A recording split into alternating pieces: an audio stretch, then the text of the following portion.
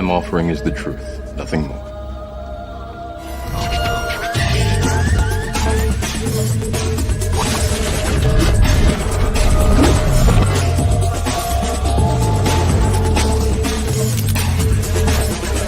You're empty. So are you.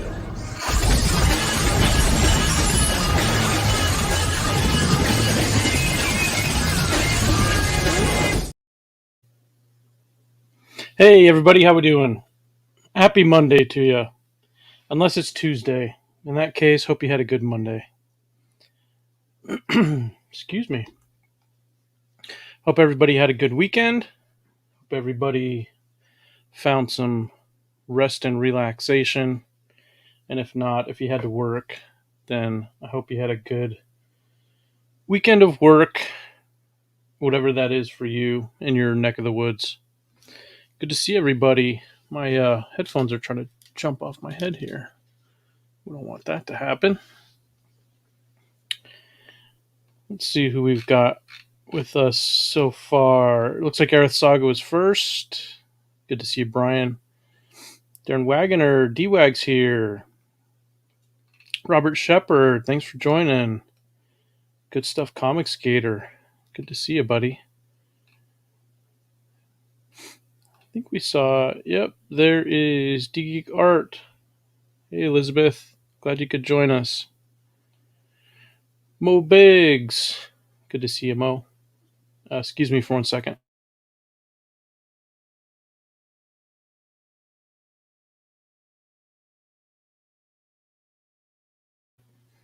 That post-COVID cough just doesn't want to leave me alone. Doesn't want to quit me. Steve Worster, welcome. Mrs. Good Stuff, hello. Good to see you too. See you in the mister. Thanks for joining, everybody. Hey, there's Jasper Plan 9. We will most likely be having a co-host this evening. I'm still waiting to see if he's going to make it. I'm pretty sure he will, but it's not 100%, so we'll just see how it goes. What'd you guys do this weekend? Saw that there was, excuse me, there was supposed to be a debate that turned out to be not much of a debate. Thought it was kind of funny. Kind of sad that the guy showed up to debate who he considers to be the big cheese of CG, and instead of actually having a debate with him, it was more like, you're a bad person, and because you're a bad person, that means you make CG bad, just like you. At least that's what I got out of it. Good stuff. Excuse me. Man, like coughing was fine right up until I tried to go live, and then it kicked up again. Good Stuff had a live stream last night. Excellent. It was on my to-watch list. And then I got interrupted with a bunch of work, so it's still on my to-watch list. I'm looking forward to it. Steve Worster, Smoke Crack Mostly. That sounds like something that a Crack Pack member would do over the weekend. I hope it was every bit the experience you hoped for.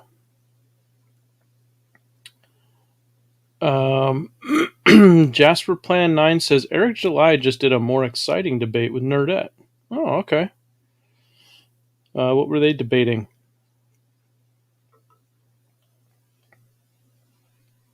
Did you guys see... I don't know how I missed this, but Perth Comics posted a pretty funny video of allegedly of a fight between me and Dan Fraga. Did you guys check that out? I just saw it for the first time today. I guess he made it about a week ago. I thought it was hilarious. Elizabeth says she got a commission painting job for her first solo art show and then ended up applying for the San Diego Comic-Con special event convention in November.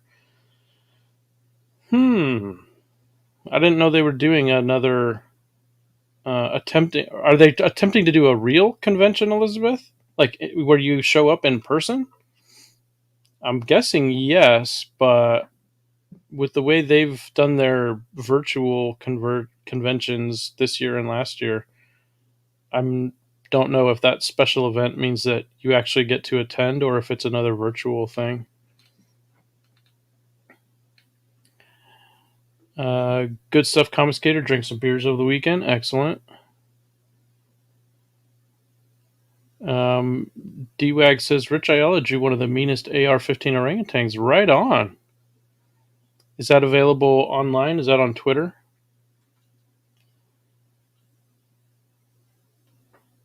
Mo says, were they debating whether smoking a carton a day is good for your voice? Something tells me young Ripa, Mr. Eric July, probably isn't much of a smoker. I could be wrong. Hey. My co-host with the Mo-ost has arrived. Mr. Hey, how Antoine. are you, Joe?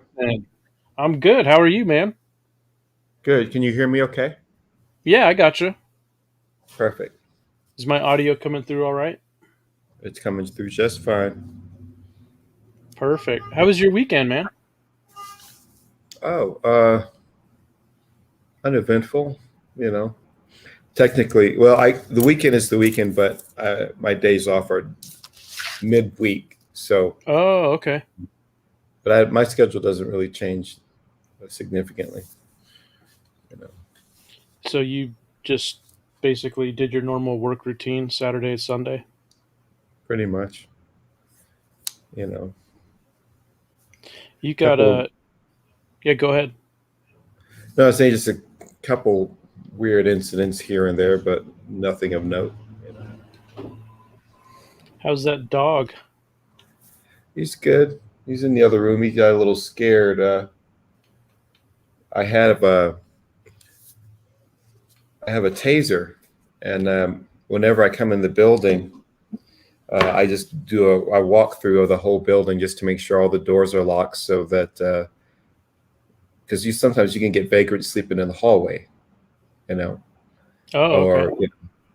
you know, so if a lot of people, if you don't like, if you're everyone that has access to this building has a key.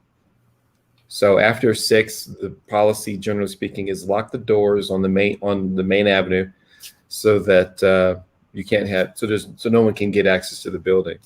But every now and again, I'll come into the building and there'll be somebody kind of snoozing in a dark corner, you know. And there are a lot of dark corners in the building, so it's kind of like you know. And he's not much of a guard dog, so he gets surprised. He'll come running into his little storage room and kind of hide out, you know. He's still a puppy, right? He's 9 months. He turned 9 months on the 12th. Yeah. So he's a dog. You know, he's like 70 pounds. You know, but Right. and mentally he's still a puppy, but physically, you know, like he's a tough dog. I'll play tug of war with him, and he got some good strong grip. You know, he's pretty strong dog, but he's designed for cuddling. He's not really into kind of fighting to the death or anything like that. Yeah. Well, plus when they're that young, I mean, like you said, mentally he's still a puppy.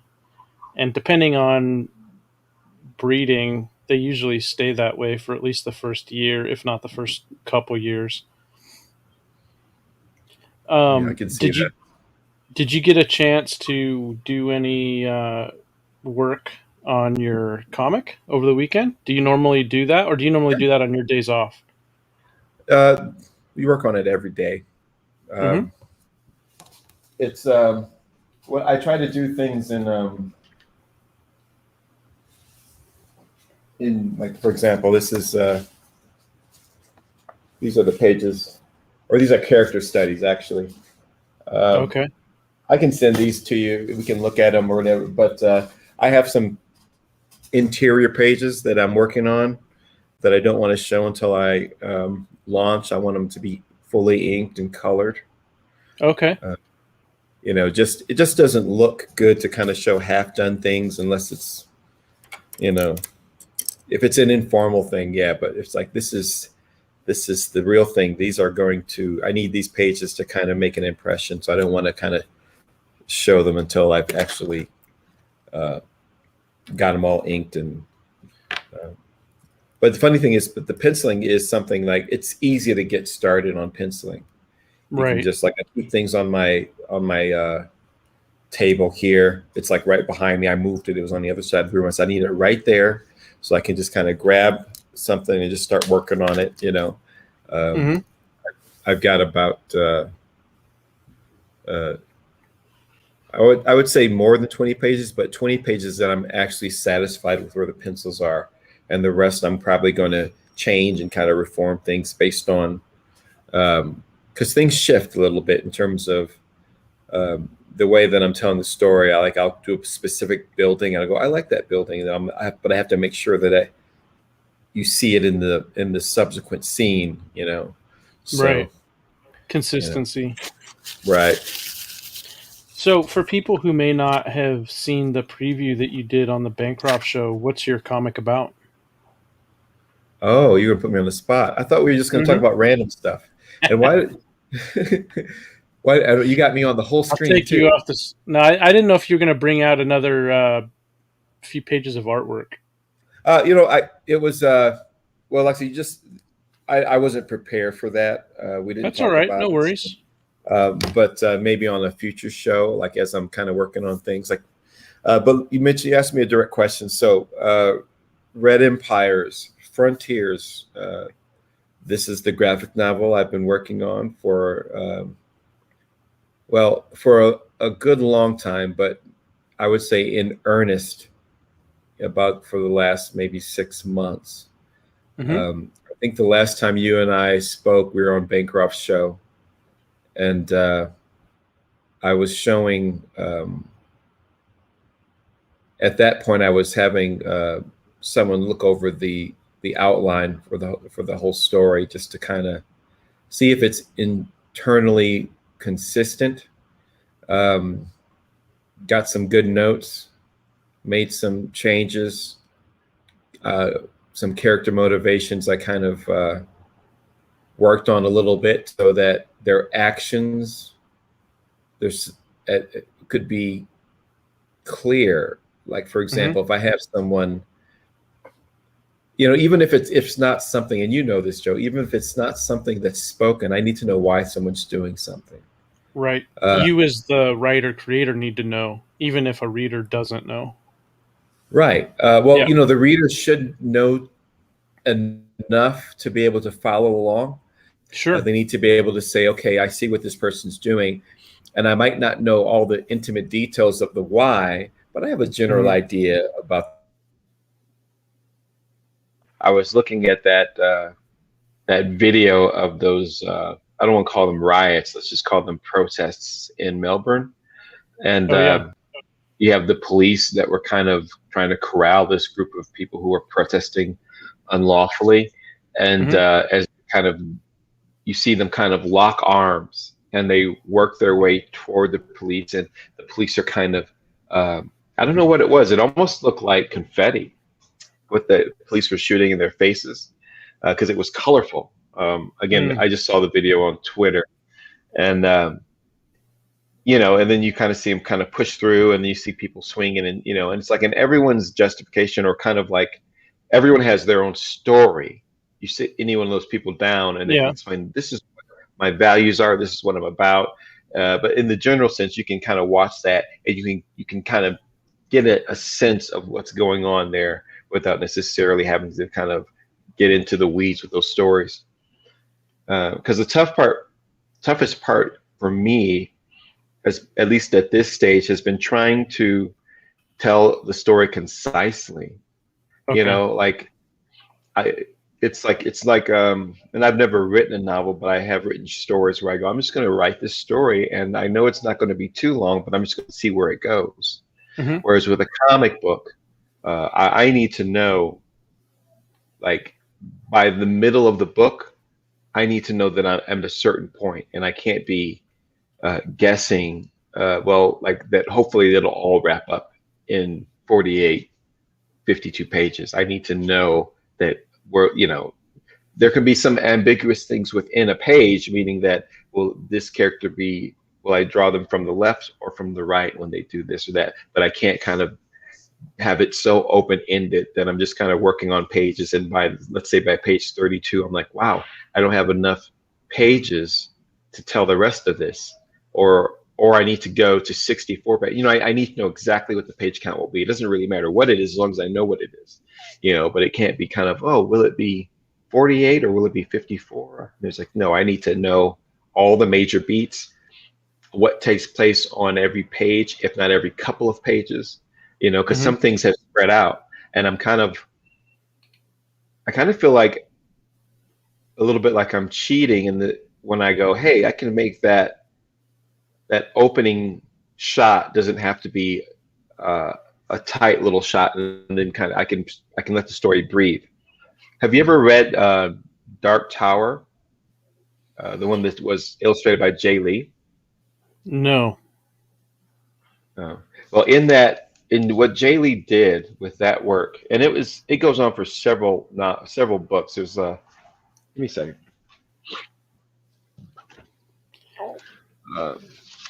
So this is the Dark Tower.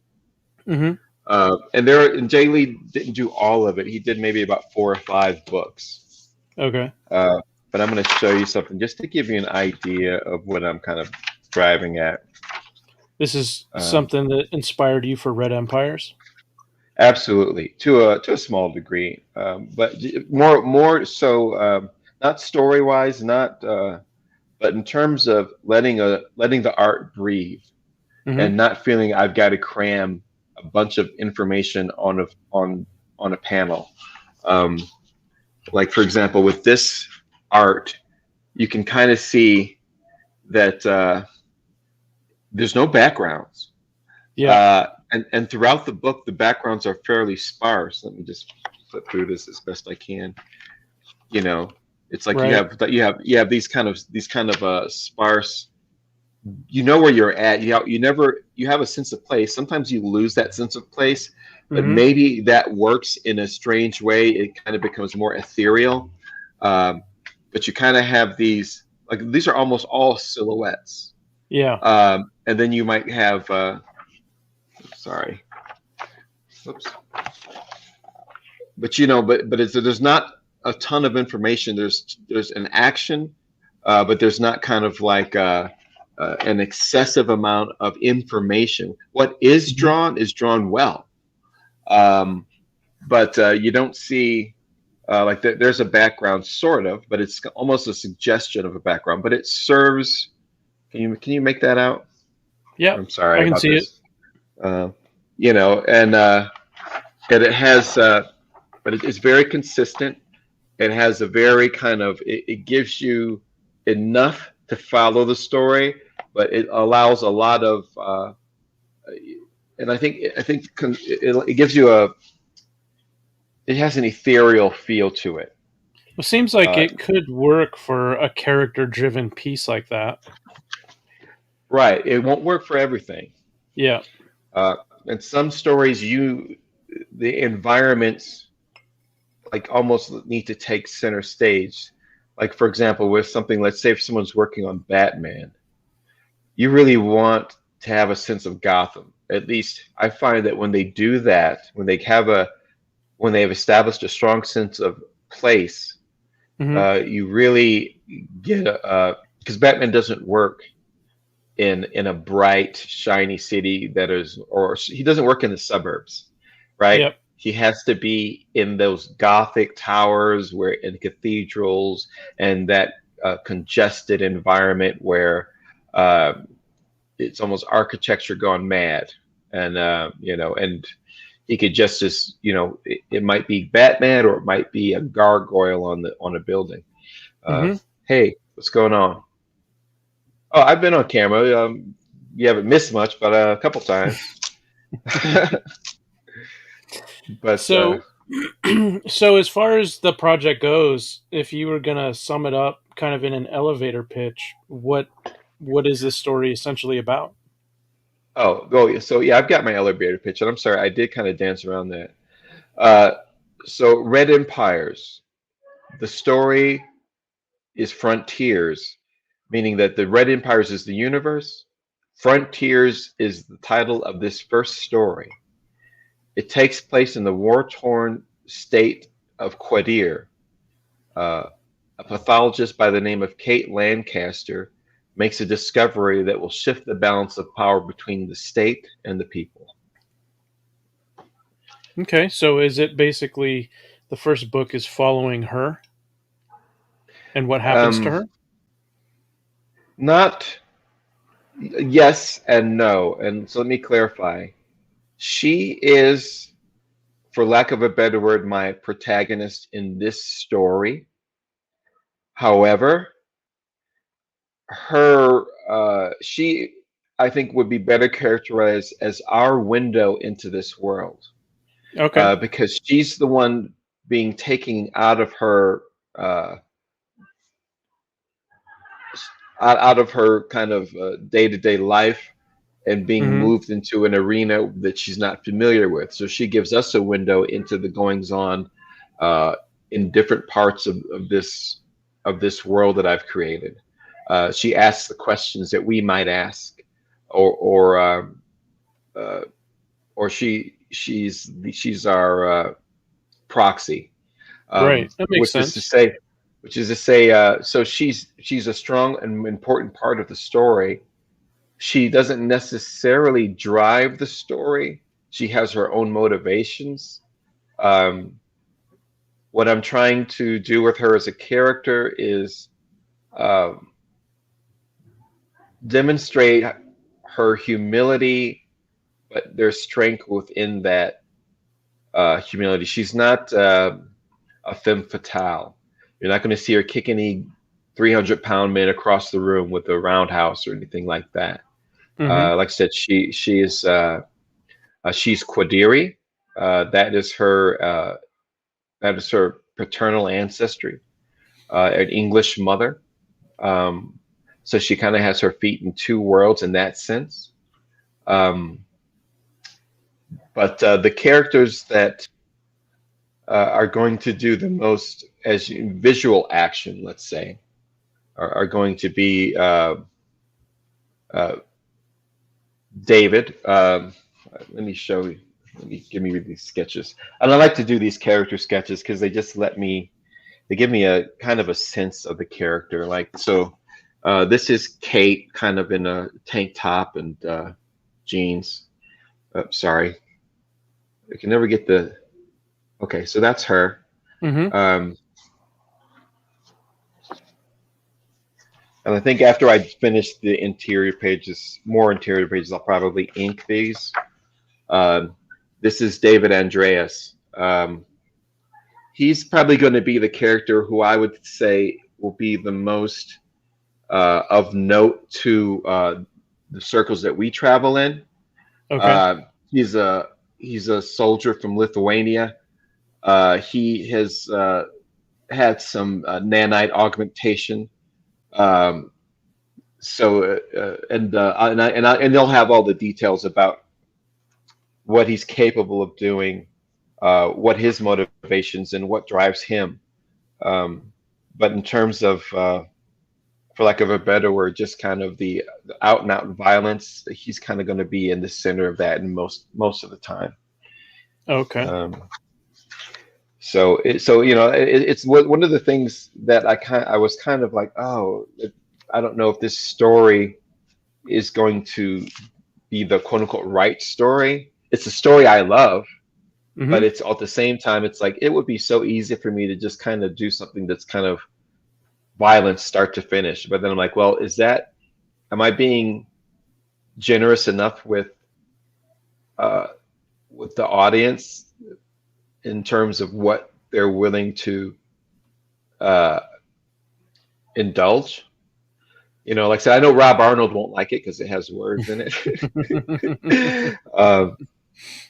But I'll take a mulligan on that. But it's like with the Lucent, I was talking to somebody at the dog park today, and they don't know anything about live streams and all the stuff that we've got up to. And I was like, for me, it started around lockdown, and it's kind of like it became our social gathering place, and we've all got, we've got a lot of there's a lot of differences between us all among in this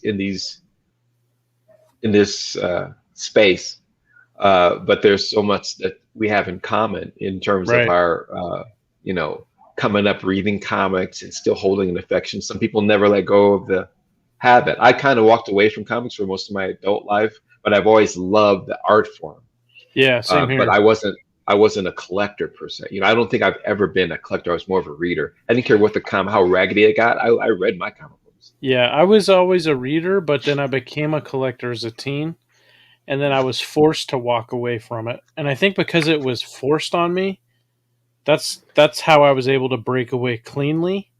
But then in adulthood, after I had disposable income and I had the freedom to read what I wanted to read and buy what I wanted to buy, that's when I got back into it, but only as a reader. I never went back to collecting. Gotcha.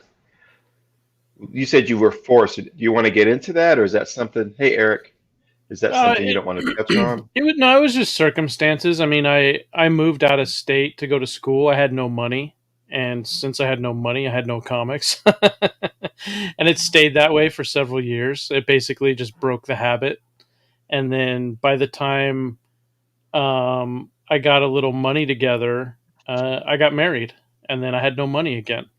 And it was my wife was going to school, and so any disposable income we would have had was going to paying for that. And it took a while before I got back into it. It really wasn't until after Green Lantern Rebirth in that came out in '05, and I got the first trade paperback when it was available, and I just happened to be looking at some stuff on Amazon, and that came up in the recommends list, and I thought, oh, that looks really cool. Maybe I'll check that out. That's how I got back into it. Yeah, and I like for put me, I would pick up things from time to time. A lot of I'm a big fan of the European fare, Tintin, the old heavy metal stuff, hmm meaning Inky Bilal and Mobius and uh, Gitano Liberatore.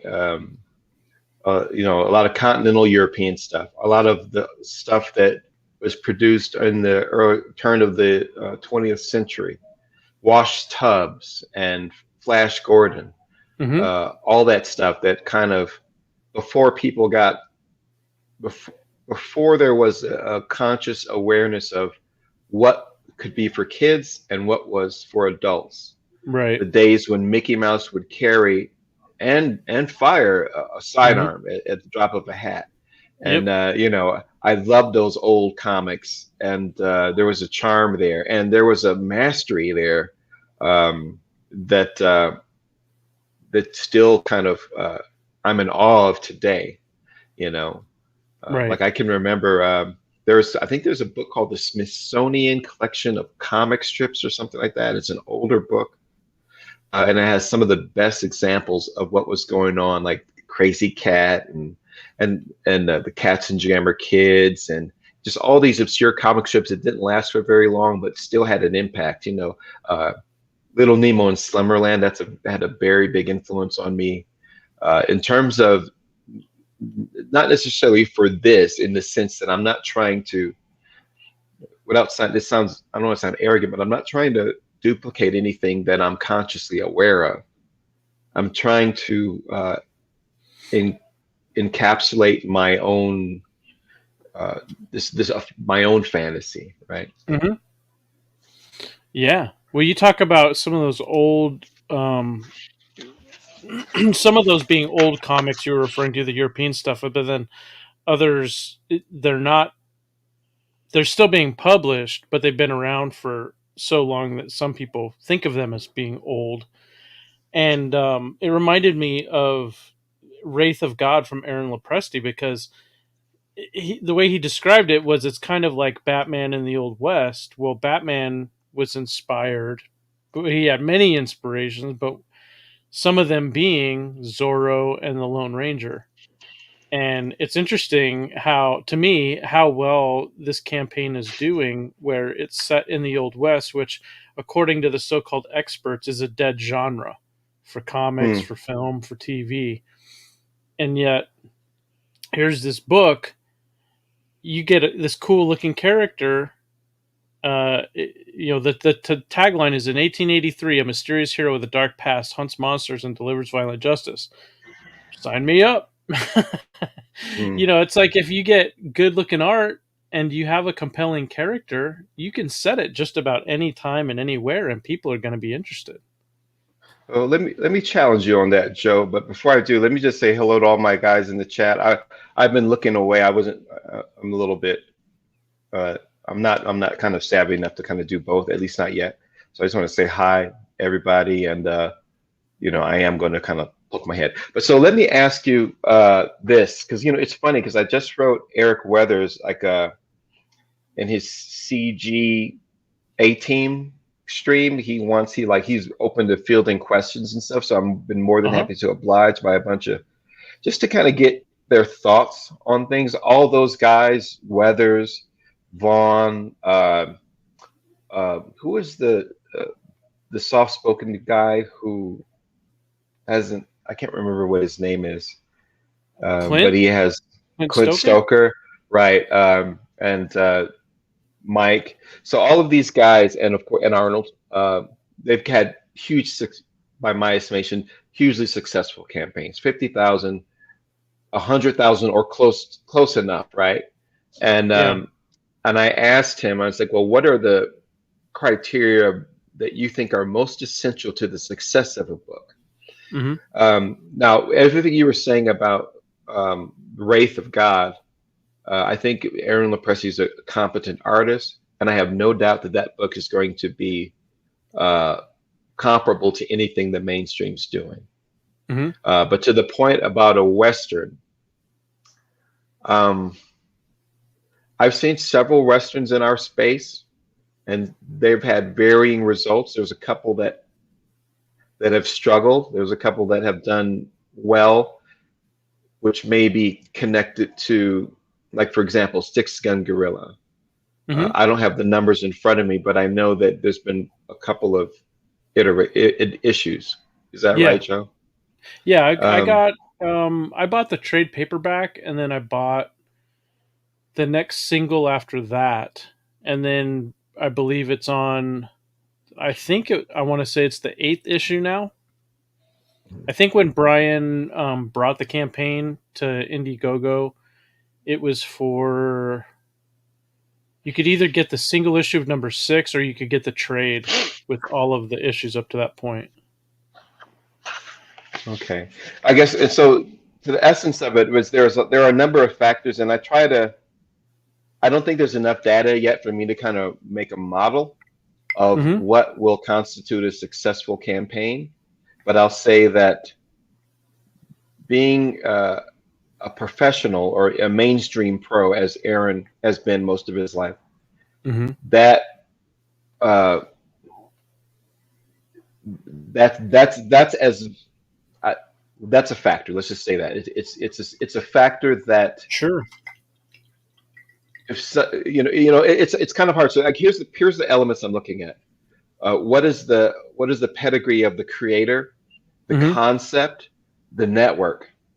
So if we were to remove the network, meaning Ethan's ardent promotion, and we Mm-hmm. remove the fact that Aaron was a working professional, Mm-hmm. does that Western, and it's not simply a Western, because there is magical elements to it, right? It's not a straight Western. So we can almost, because it has the werewolves in it, right? So we can Yeah. almost say, let's say Western horror, right? Sure. I think that would be just as fair to characterize it in that manner. Not having read it, but knowing that there are werewolves and it takes place in the Old West, and then Yeah. we have this mysterious heroic archetype. Mm-hmm. So we have Western horror, possibly mystery. So so I don't know if it were just a straight Western, if it would be as well received. There's the werewolf factor. As there's a lot of books out there at werewolves, and maybe we'll see more, because I can't think of one of them that has not funded, you know. Mm. Um, but I guess because what I was thinking, and I posed the question to Eric's group. Maybe they'll read it or not. I don't know. But what factors are most, or do you feel are most crucial to success? I Well, know I you think and I might say, go ahead, please. I was just sorry. I thought you were asking me the question. Just as a um, hypothetical, no, because it's like, okay, so would we say, look, here, if you have a consistent, viable YouTube presence, that's going uh-huh. to serve you well. Absolutely. If you're a professional that's coming over from the mainstream, ideally, if you're coming off of a current book, like I think Hmm. Shane just came off of Metal Men. I think Right. that's the perfect dynamic. Whereas, because I know a lot of, because for every time I think of this model, I go, well, I know creators who've had books that have floundered, um, that maybe they haven't worked on a mainstream book recently. Hmm. Maybe they're not. Uh, maybe they're not a known quantity. Like how much of it is people recognizing a mainstream creator and wanting to see more of that work, and how much Yeah. of it is just simply being part of a broader YouTube community? Because I think you can do it without having worked in the mainstream. Look at, um, say, Oh, Cecil, absolutely. for example. Well, So yeah. I if you mean, just have a charismatic, a persona and are on, then you're going to sell anything. Or it's going to fund. It's the degree of success may shift depending on other factors.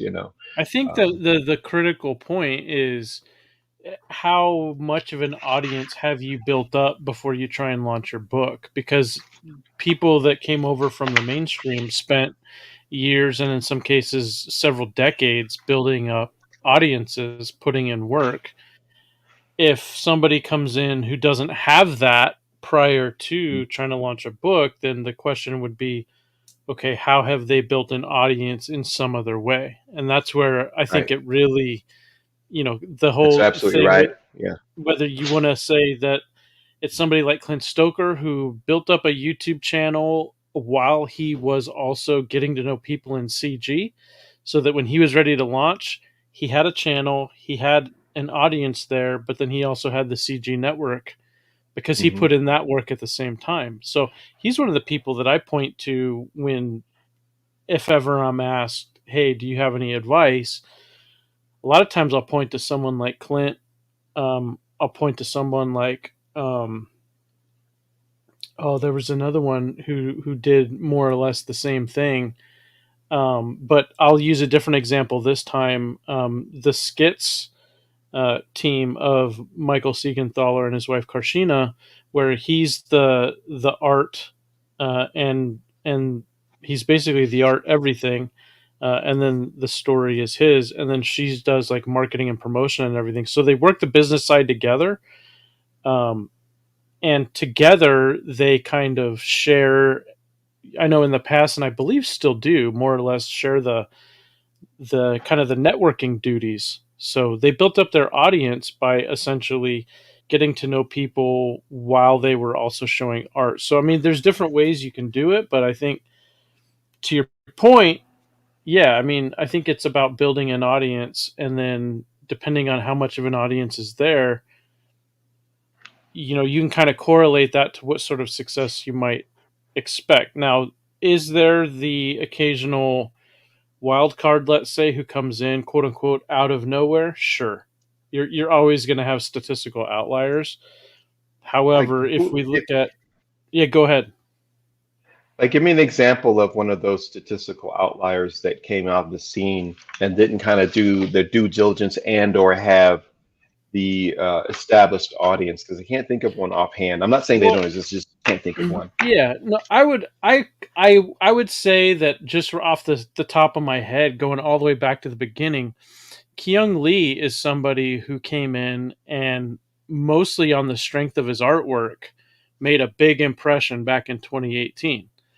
And he did very now he also made a point to get to know people within CG, and when invited on live streams, he would appear, obviously schedule allowing, but he didn't I mean, if you talk to Kyung, he'll tell you that live stream on YouTube was not part of the original plan when he was thinking about breaking into comics, but he saw which way the wind was blowing and he saw what CG was all about. He was there in the beginning, and so he said, okay, I'm going to do what it takes to build an audience and try and have a successful launch. So he got into live streaming, and he did it with first making a splash with his artwork, but then he followed that up and he rode that momentum by getting on camera and interacting with people, and he built a successful customer base so that when his campaign launched,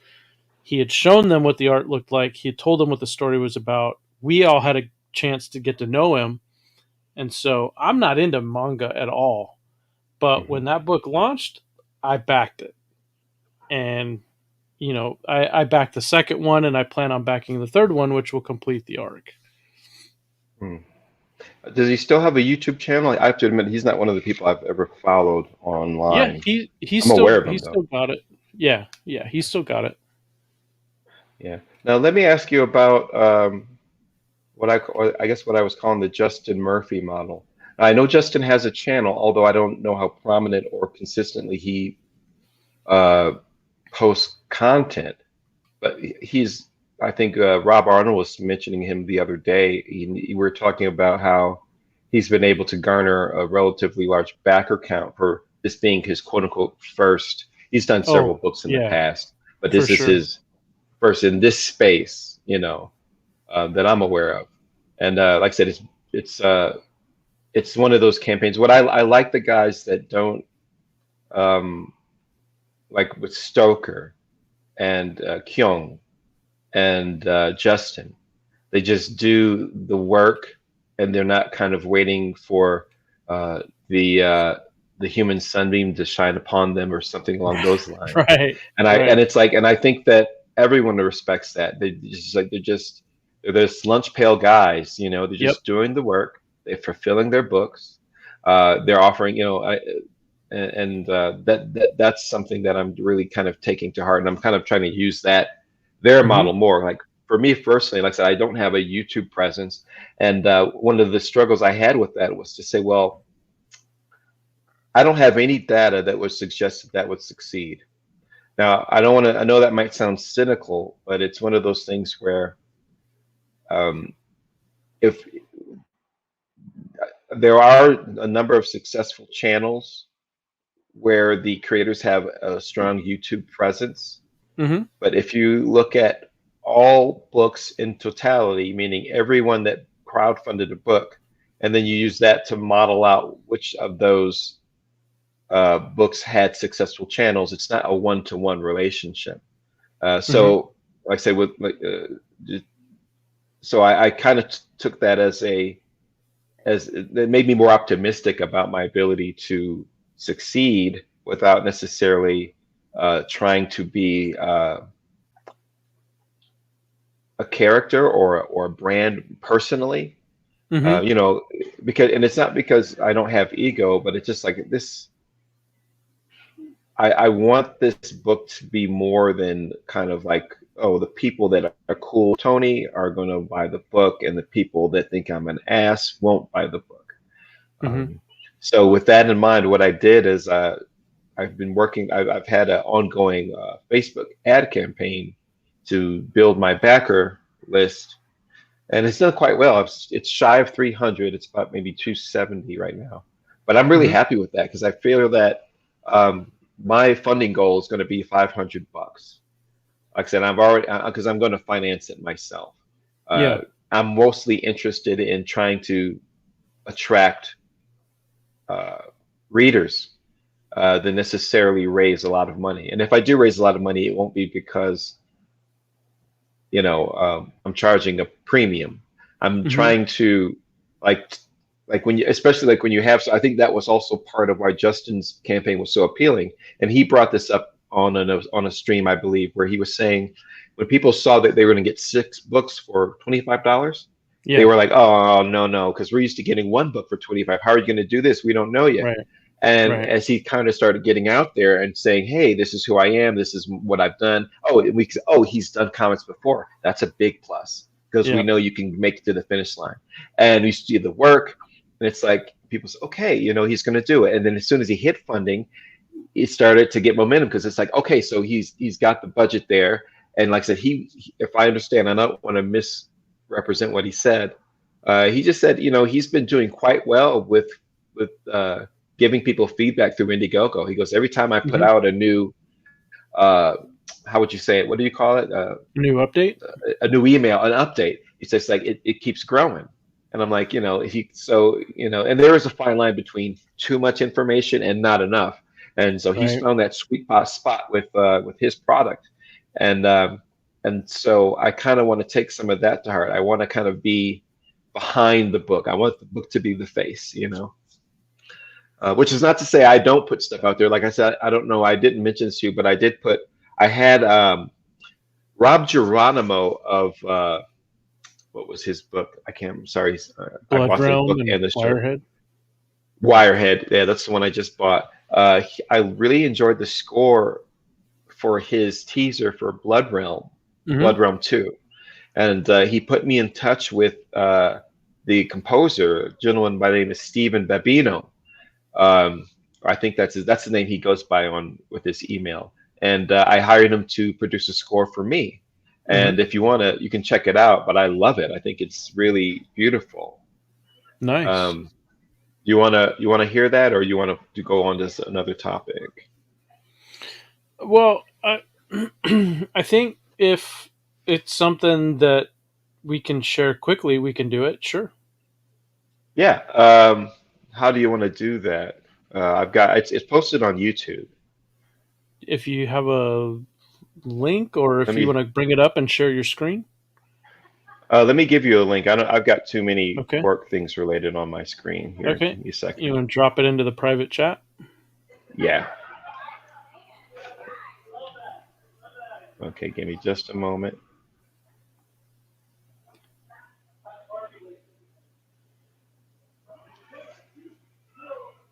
Looks like in And the what's chat. Yeah, go ahead.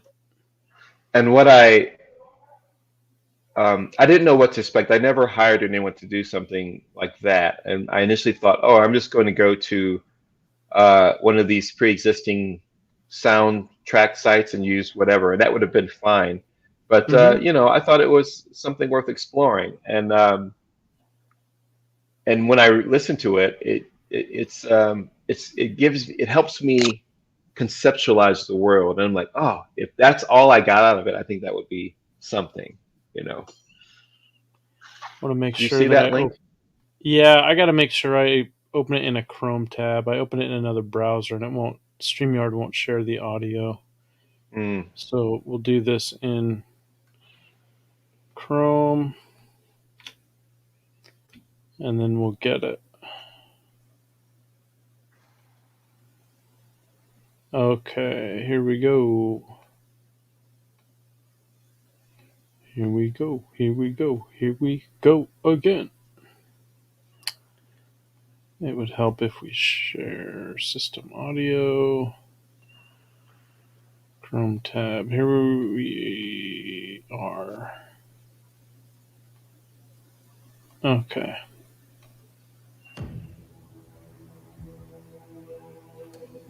Is that coming through? I faintly hear it. There we go.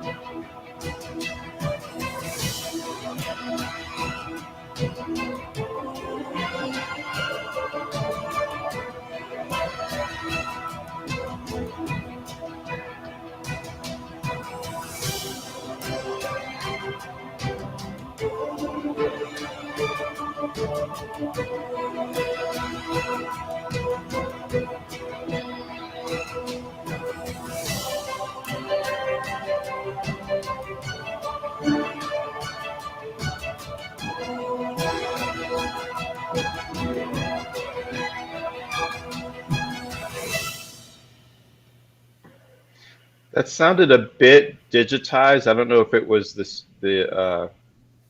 if you go, I put the link in there. It'll if you can if you're so inclined, guys, you can go listen to it because it sounded a little rough and digitally there, Joe. But so the guy's name is Stephen Babino. Let me see. I don't think he gave me any links to his um I don't know what kind of social media he has, but I can modify the post with his information. But I suppose I should ask him if he wants me to do that. I don't see why he wouldn't, but just to be polite, I'll ask him and just kind of link him there. But it's in the. Oh, let me see. Nope, I didn't I post it did. on the art either. I posted it through YouTube. Let me do it through StreamYard so that people can click on it. Stephen There we go. James is his real name, but at least that's what I believe. He asked me to. That's how he asked me to compose the credit, Stephen James. Um, How long are you thinking of making your trailer? it's going to be less than a minute. It might just be 30 seconds. I'm really not particularly fond of long trailers Mm-hmm. or involved trailers. Yeah. Um, Not because there have not been some very good ones. I've seen some noteworthy animation, let's say, and I go, Mm-hmm. wow, that was a lot of work, and I really respect the effort. But then I also think, well, I'm not selling animation, Mm-hmm. so I don't want to misrepresent that they're gonna, and I don't have any, I don't. It's not that I'm thinking, oh well, it's not animation, it's just a comic. I'm like, no, it's a comic, it's a Mm-hmm. graphic novel, and it's going to be, um, well, I don't want to be presumptuous. Let me just say that what I like to see is an unashamed, uh, transparent presentation of what is on offer. Yeah. Um, that needs to be enough. Now, all the extras and stuff, there's a lot of people that do those things, and I admire that. And I'm not I'm keeping that in mind if I feel that I can do something tastefully and it's it's it's consistent with what I'm trying to develop. But all the works that I kind of use as kind of my as aspirational positions, the Mm-hmm. work has always been enough, and what I lose sleep over, what I'm focused on mostly, is making sure that the reading experience um, is everything that I uh, know that I'm capable of doing, and some people and folks can get something out of it, right? Snuggy's hoping there's going to be a bookmark. Well, give me a second. I guess I can. Let me show you guys something here. You just hit this me. I'll be right back. Sure, no problem. Hey, chat, did you guys? I mentioned at the top of the show, but did you know that Dan Fraga called me out? There's a video of it here. I'm going to play it for you guys while Antoine is looking for that stuff. Tell me what you guys think.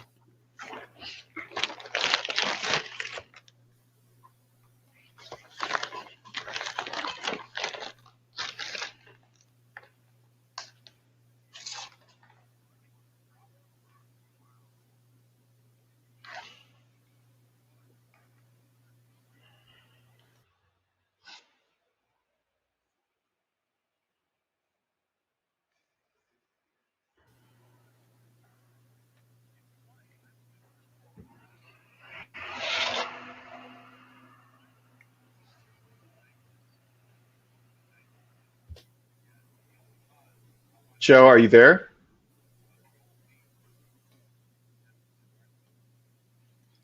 I'm here, Antoine. I was just playing something for the chat while you were looking for whatever you were looking for. Can they hear it? Because I can't hear it. Oh, maybe they can't. I thought they Whoa! could. Did you drop that kind of money What? on a super chat? Yeah, my freelance income subsidizes my production expenses, such as marketing and promotion. So there you go. That's That's significant. I didn't know you. I mean, I don't know your finances. I didn't know that. I've never. I don't know you dropped that kind of money on super chats. it's not every day, Whose stream is but that? Oh, that's Ethan's stream. that was on an Ethan stream. Yeah. So the old mainstream industry got wrecked due to failure of leadership and former artists like Jim Lee and Sana Amanat's Gimp, Casada, selling their artistic souls for a corporate leash. E, thank you for hosting the B in W2 launch. The Black and White 2, that's your Mm-hmm. book with Art Thibert. Art and I are putting everything we've got into volume 1 equals bombastic, volume 2 equals supernova. What does that last part mean? Oh, it means that volume 2, the one we're working on now, is going to be much, much bigger than volume 1 was.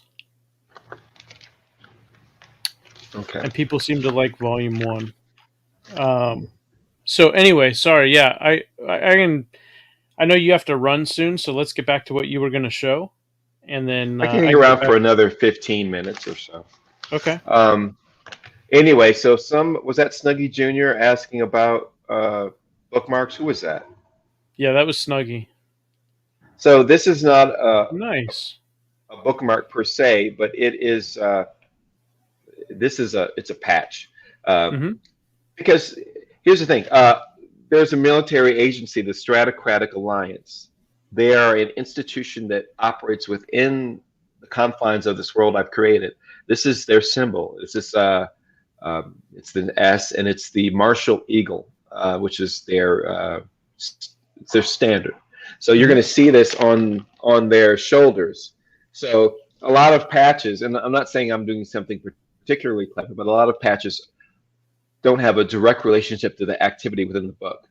Whereas this is, it's like, like say you read a Superman comic and then you receive Superman's S, whereas this is the red S of death. It's obviously, I don't know if it's an S and a bird. Right. So everyone's going to get one of these. Well, let me, as many as I have. This is I got 500 of them, so I should have enough. I don't anticipate selling 500 units, but you never know. And I'll do a couple of other small things like that. That'll just kind of be part of it. They won't be a selling point per se. You'll be aware that they're there. I might do a card if I can make sense of it. I might do something I'm referring to as the Codex, which will have like these character sketches in it, because these won't be part of the regular story. This is Mick Stabler, or Stabber, as he likes to be called. He's my completely original conception of a character that he'll have not a big role. He'll be an interesting. He's an Aussie. He's got a mullet.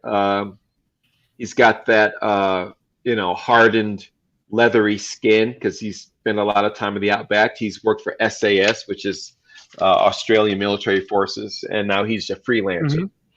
Okay. So I'll like I said, I'm like, I love doing the sketches and kind of looking at my characters and going, well, let me get in their mind, let me kind of figure things out, but like I said, all of these, the main book, I'm going to try to keep it concise and just to the point. And then if I have stretch goals, it'll be, now I can give everybody the Codex. Now I can give, so it'll be small incremental things. But the base product will be, everyone will get a patch, everyone will get the book, and like I said, probably a card as well. Cool.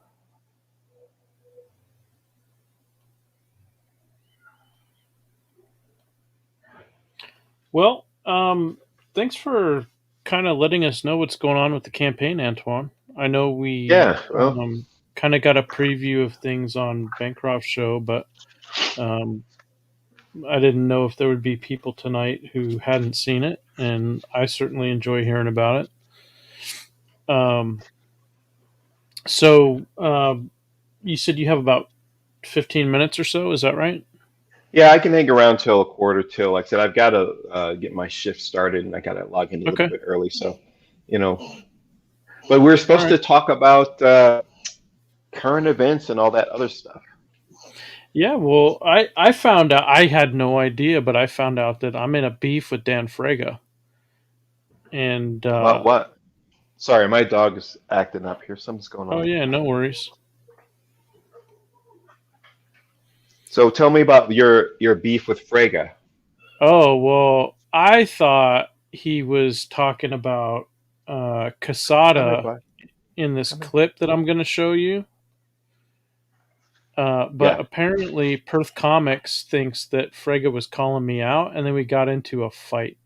So does Fraga even know who you are? I'm sorry, I don't mean to be insulting. Oh yeah. No. Yeah, Dan and I talk behind the scenes. Yeah. Okay. Yeah, he knows who. Yeah, he knows who I am. Let me see. Let's get this up so people can actually hear the audio this time. That's my buddy. Max. Yeah. Big boy. He's getting big. 70 pounds. Okay. Let's try this one more time. Share audio.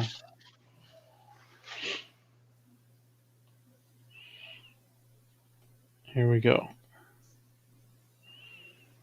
Hold on a minute. Can you hear that? I think so. It's not playing now, though.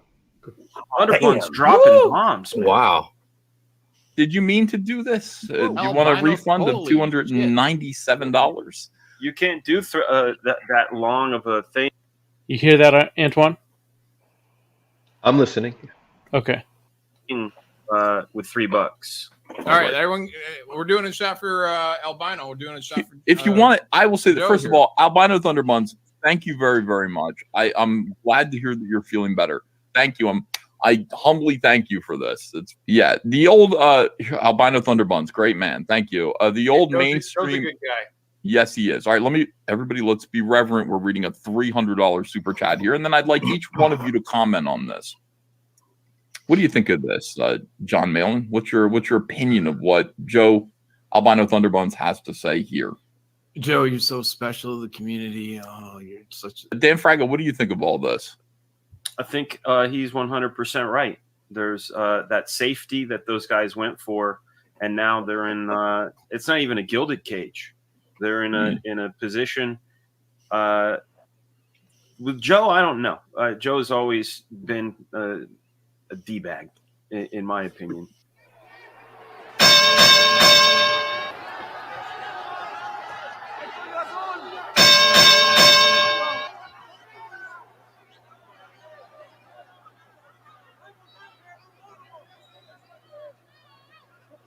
Jesus Christ. Fight. I couldn't let a challenge like that go unanswered, Antoine.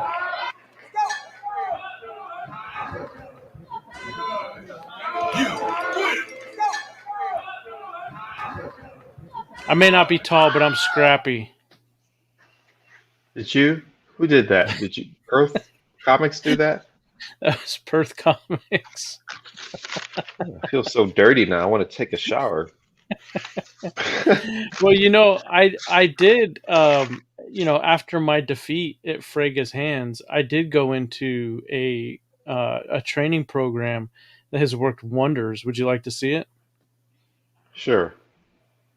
All right, here we go. Come on, ladies, it's time to go. We headed to the bar, baby, don't be nervous. No shoes, no shirt, and I still get service. Watch. Girl, look at that body.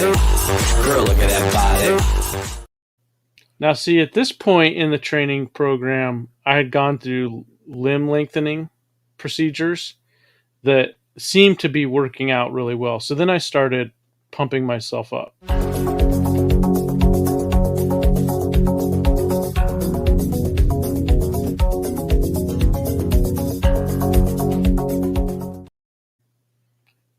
was doing some sparring, got in some practice rounds, but then things got real. And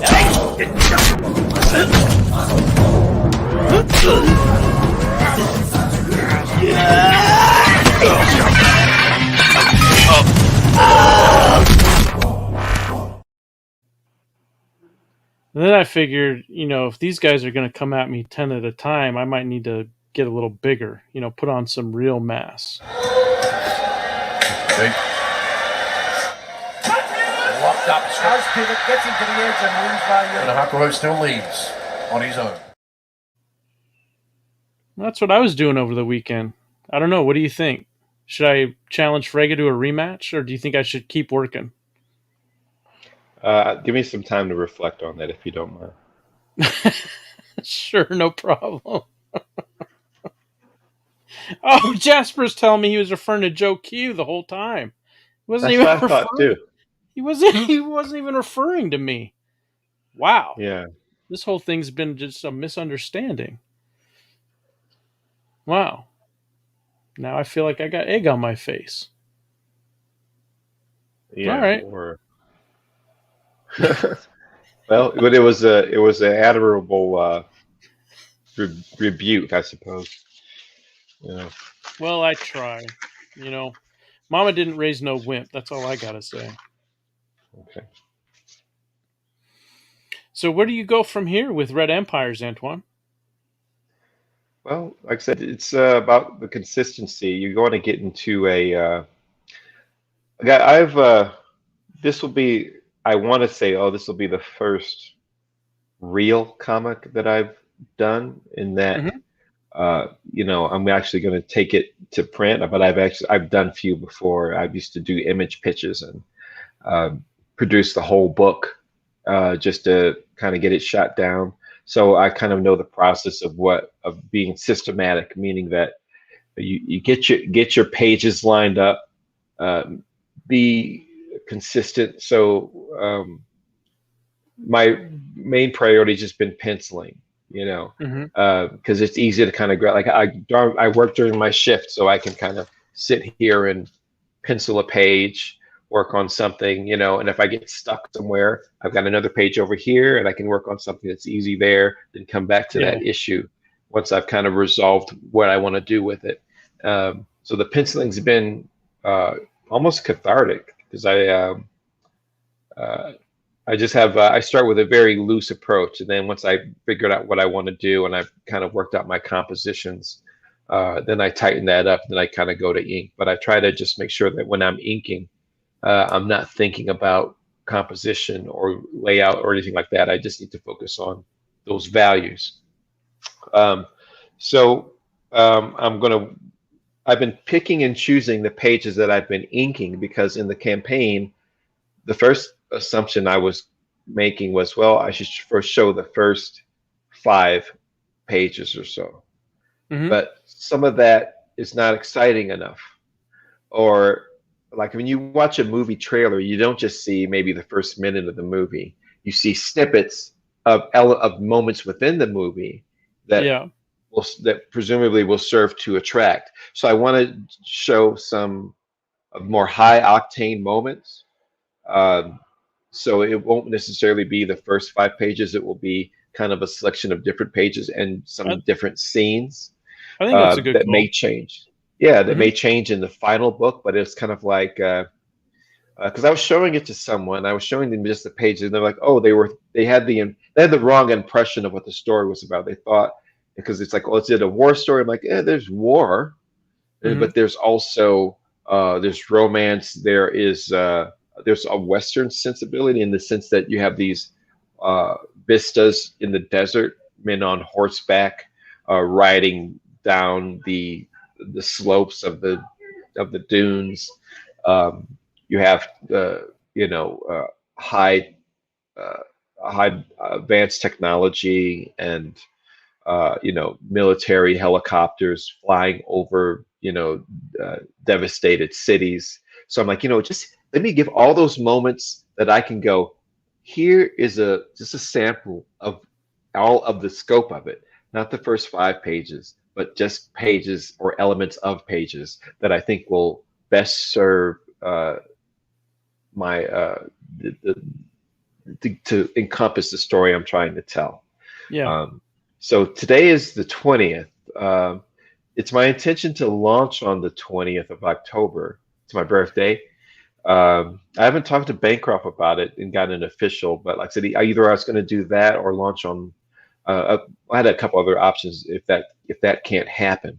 But in the next 30 days, like I said, I'm going to just try to focus on just what I want to show on the campaign and not necessarily keep working on just pages, But by a month from now, I probably have another. Well, I don't want to make assumptions. I want to be careful about kind of, I'll have this, I'll have that. I'm like, let's just see. And when it's there, then I'll show what I've got. But it's going to be, I've got more than enough now. But I'm kind of looking, work on a couple of pieces that are a bit bigger. Because like I said, if I have a scene with a lot of people in it, I just want to make sure that it really has an impact to it.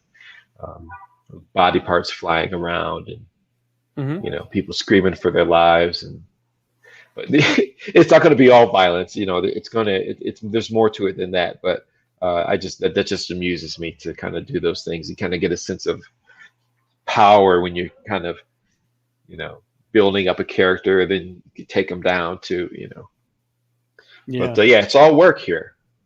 Just get pages done, show the campaign.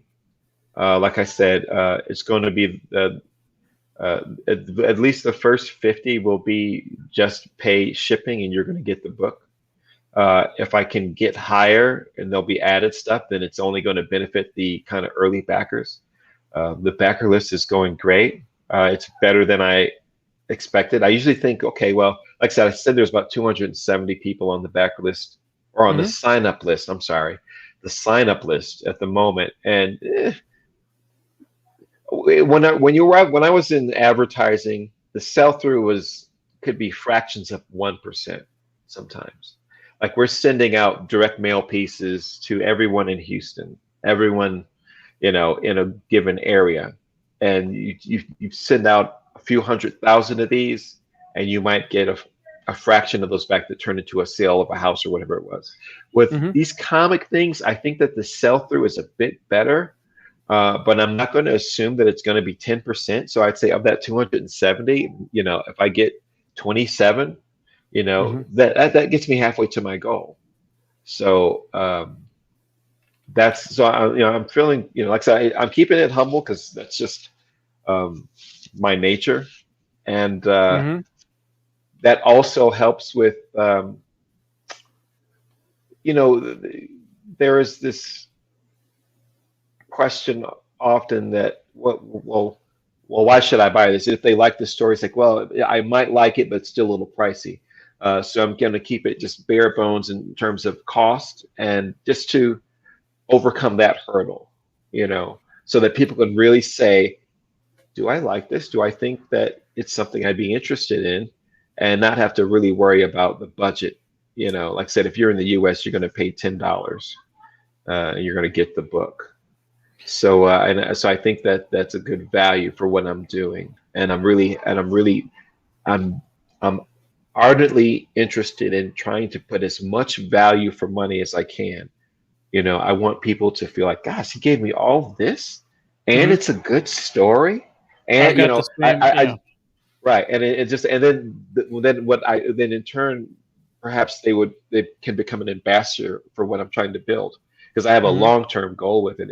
If I'm lucky, I'd like to be able to work on more of these. I have several stories. This is just the first story in this world. It's like a Game of Thrones where, there are several books I would like to do. But like I said, if it is only this story, it's going to be a complete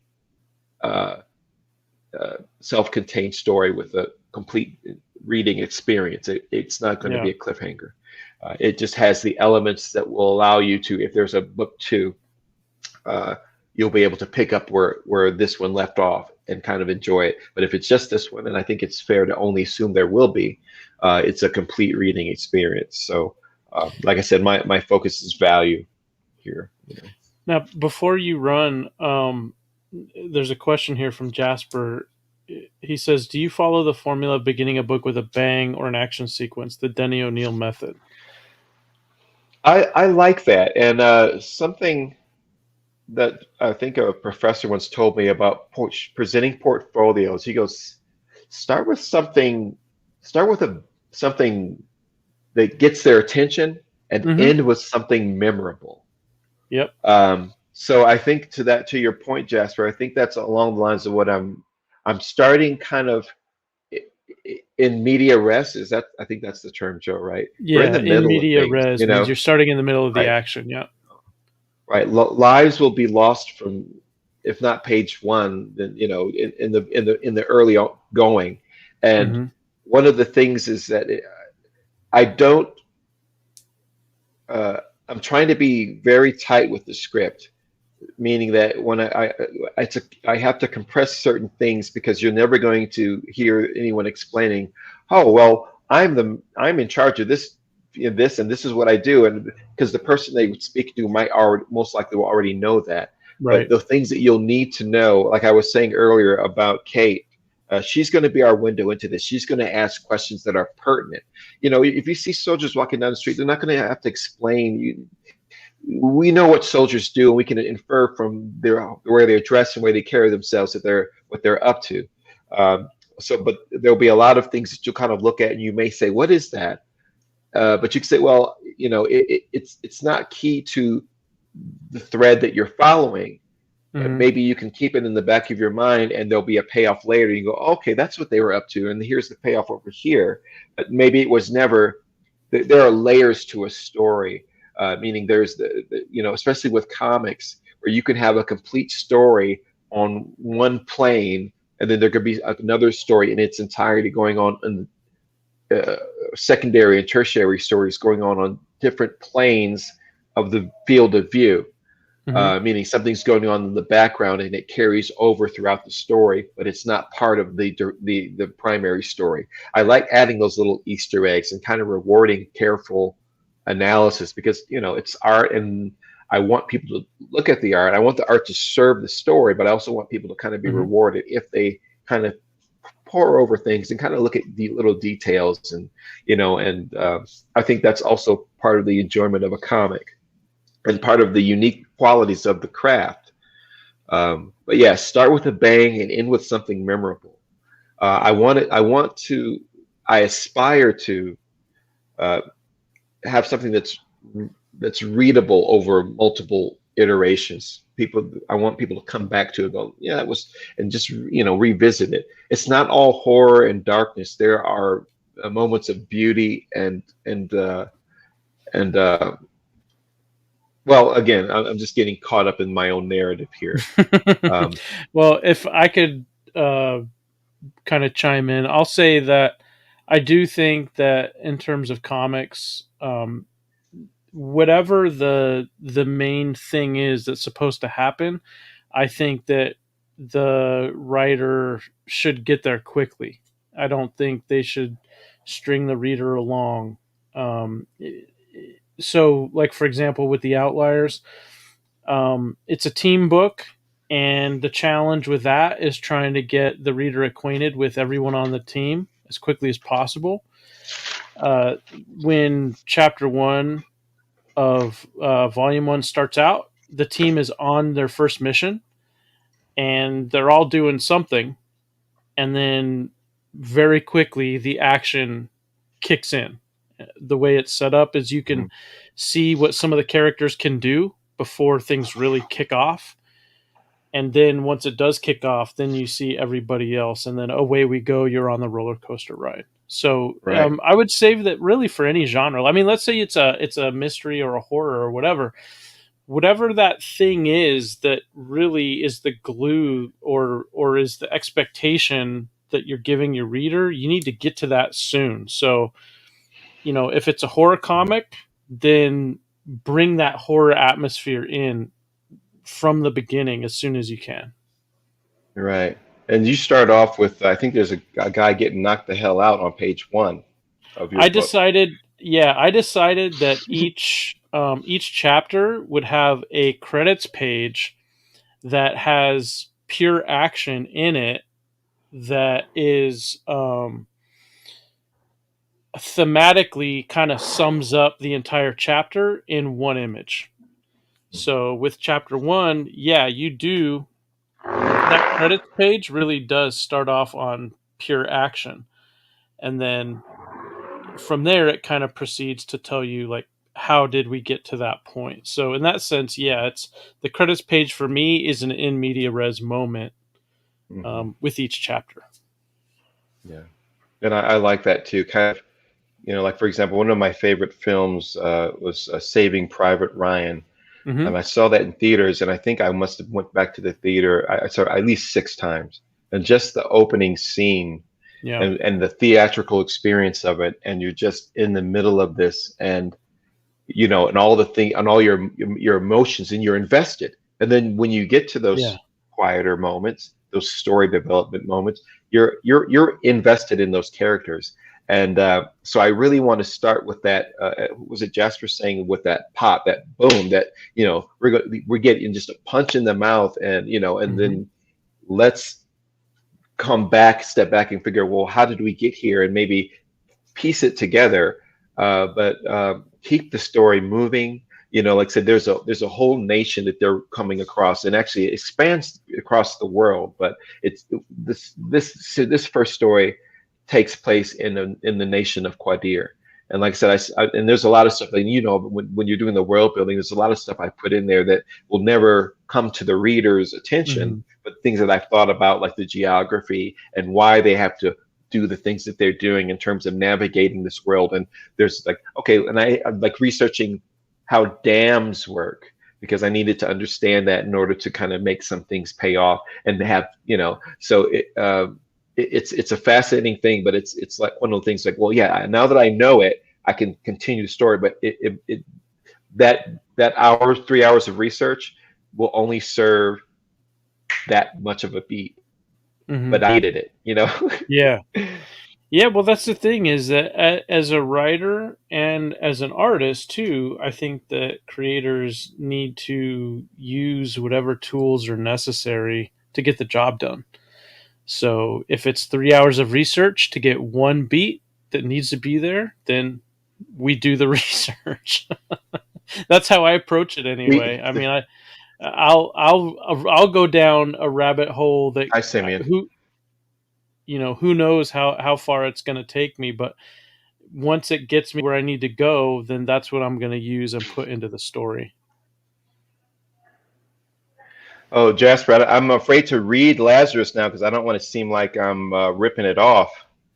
Maybe I know that artist, and I've seen his work, and I like that kind of, it's almost kind of like a 24, that TV show, kind of that fast paced, that art is in service to the storytelling, and there aren't a lot of kind of money shots, as it were, where you see with kind of a lot of comics. And I kind of, I'm philosophically, I'm of that mind where I don't want to have shots to serve my ego as an artist, but I still want the art to I want people to go, wow, look at what he did there. But it has to be within the confines of the story. If you're if you're reading the story and you're thinking about, oh, Tony did a good drawing here, I've taken you out the story.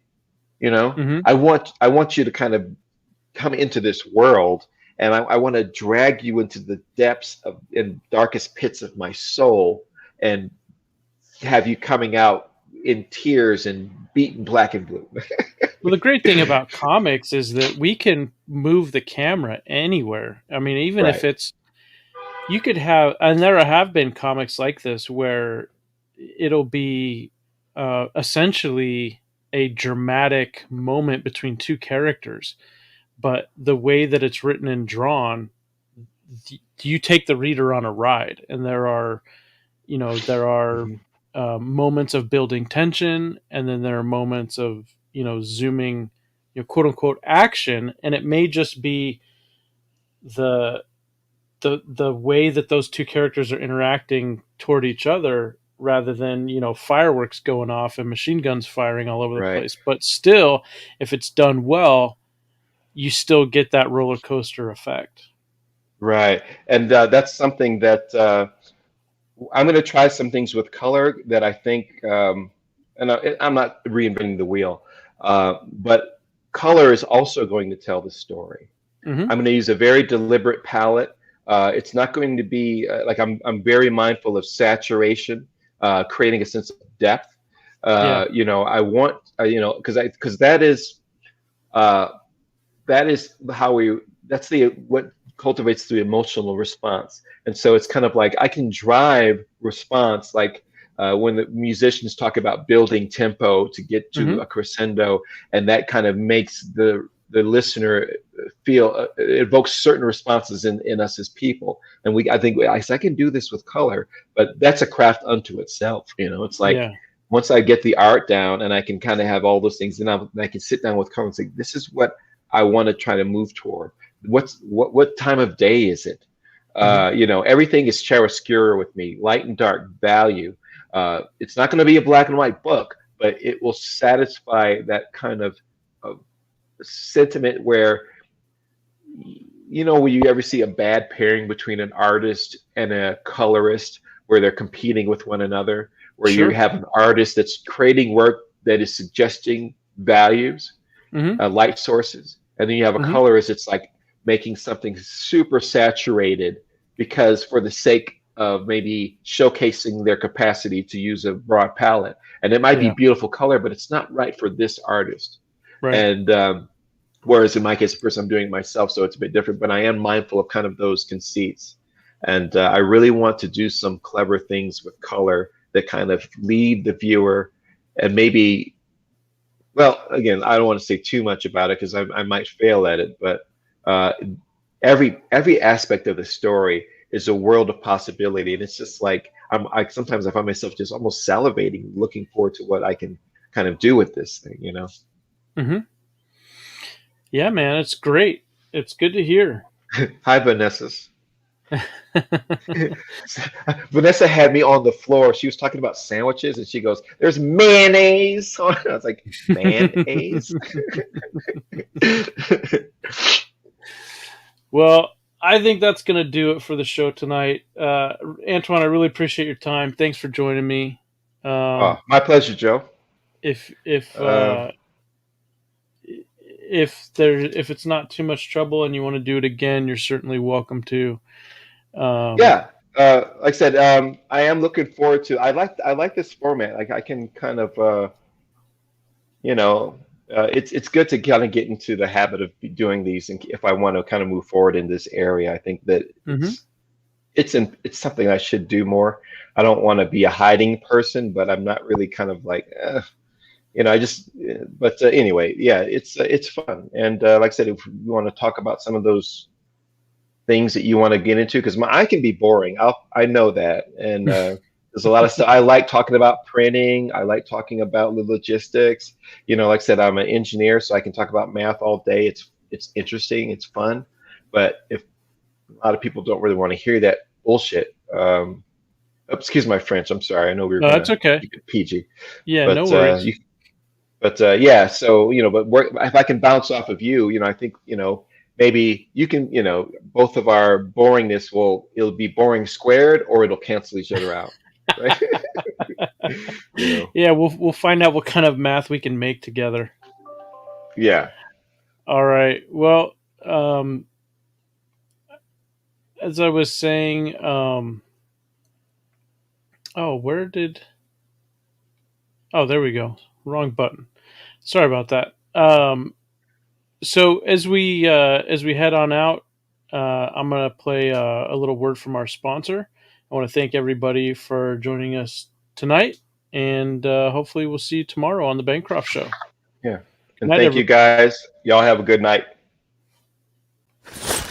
Your soap is, but you're not a dish. You're a man. Switch to Dr. Squatch Natural Soap for Men. For men who build things. Open pickle jars on the first try. Slay dragons. And let their daughters braid their hair.